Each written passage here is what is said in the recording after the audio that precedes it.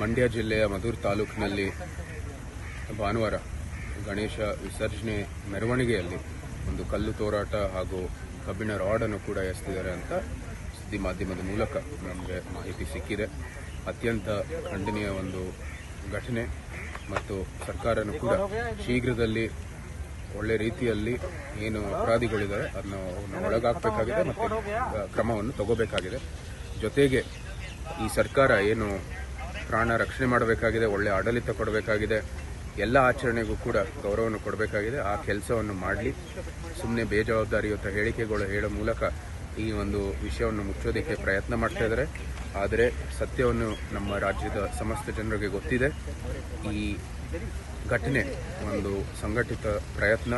ನಮ್ಮ ಹಿಂದೂ ಧಾರ್ಮಿಕ ಸಮಾಜ ಇರ್ಬೋದು, ಹಿಂದೂ ಆಚರಣೆಗಳಿರ್ಬೋದು, ಹಿಂದೂ ವೇದಿಕೆಗಳಿರ್ಬೋದು, ಎಲ್ಲಕ್ಕೂ ಕೂಡ ಒಂದು ರೀತಿಯ ಧಕ್ಕೆ ಕೊಡೋದರಲ್ಲಿ, ಹಲ್ಲೆ ಮಾಡೋದರಲ್ಲಿ ಇವರೆಲ್ಲರೂ ಮುಂದುವರಿತಾ ಇದ್ದಾರೆ.